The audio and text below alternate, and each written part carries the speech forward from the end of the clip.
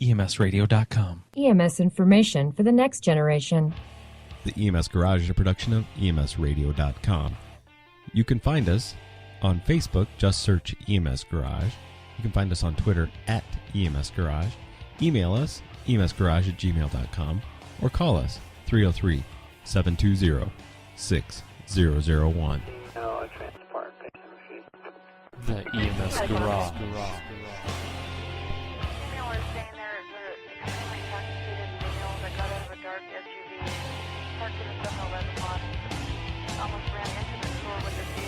Checking out right now. Okay, I got DG on the phone there. Want to know if you can handle that call as well. Just confirming you are checking the patient. Salmonic 22 is on scene.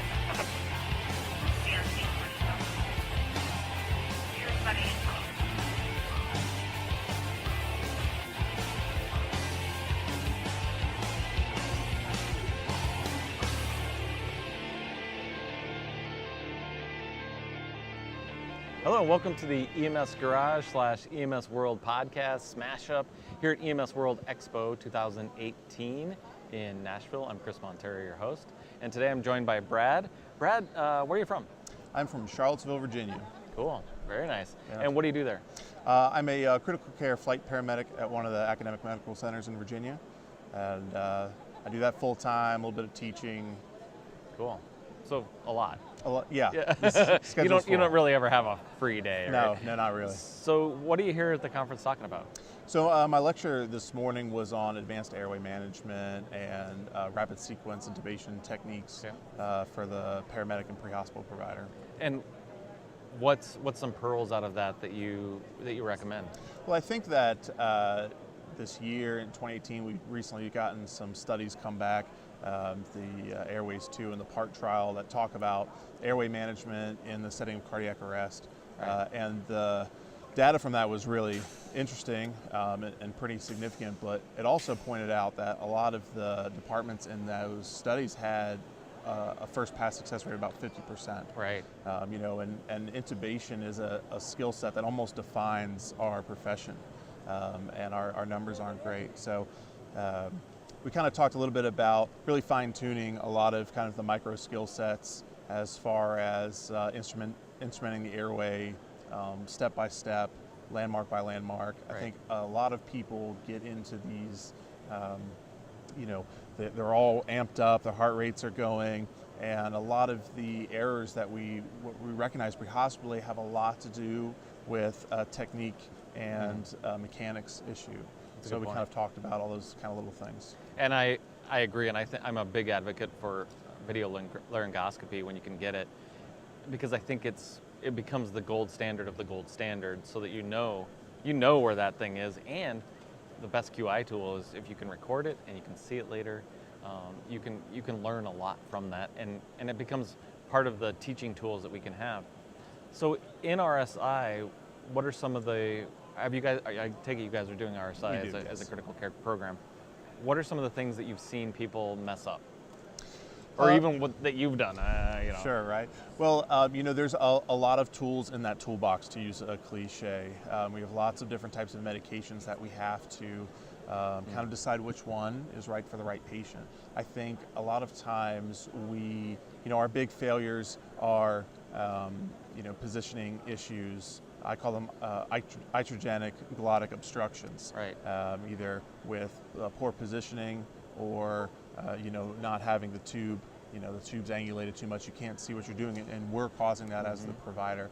I call those IGOs, because as I tell my trainees, if you do that, then I go. Right. I'm the one that gets to intubate now because Right. you messed up the technique. So a lot of not recognizing decompensation in those patient populations, using things like shock index, to kind of take a step back and realize that this patient has a pretty high risk of deteriorating during this procedure, and what can I do, what kind of steps can I do to mitigate that? Right.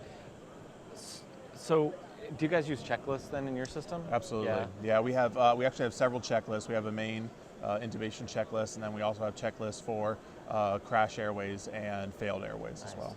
Well, and I've seen checklists really, it slows everything down, gets everybody to take a deep breath and go, it's the time when you are probably amped up, but you have to, it gives you that methodical check. And again, finding out that from the air industry, because all the weird stuff that can go on when you're flying, those guys can get amped up quickly too, and to have a checklist just slows you down. So, do you think intubation's dead then? I don't think so. I think the takeaways from these trials that came out were that the patient populations that are in cardiac arrest are going to benefit more from team-oriented management, pit crew CPR, good compressions, that kind of thing. But I do think it kind of reignited this understanding that we need to do what we can as educators and as providers to never stop, working on our techniques and utilizing different tools and recognizing when we may have to put our ego aside and focus on what's right for the patient.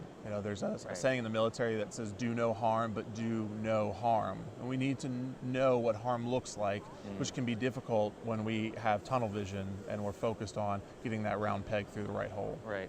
I had a physician on a little bit earlier, and he was talking about that having a patient that's hypoxic is as detrimental as not doing a great technique. So they really slowed everything down and started looking at it. And he looked at various studies saying 44% of the patients, doesn't matter where it happens, hospital, anywhere, suffer from hypoxia. Do you see that in your practice, that patients are getting hypoxic? And he used the indicator of 90 and under. So, and I think, have you seen that, and how do we overcome that? I do think I do see that pretty commonly. I think that's one of the bigger problems that we see as a intercepting agency, that we go in both interfacility and in EMS. There is this push that the emphasis on that procedure is rapid. And when we do that, we kind of build in this unnecessary need to move quickly, instead of realizing that there are patient populations who require some resuscitation before we move forward with the procedure. And so we are seeing a lot of patients who are being intubated under a hypoxic condition, and those things aren't addressed, and those patients have poor outcomes, which is well documented. Which is unfortunate. So we should call it really segmented intubation, because you should do it in a segmented, slow way instead of rapid. Right. We should just take that word out of it. Emphasize the sequence part of it, that there's a stepwise fashion. I think that video laryngoscopy has helped things in a number of ways. It's also kind of created this isolated skill set into more of a team-oriented approach, because now it was very difficult for me as your partner to see what you were seeing, to help troubleshoot those things.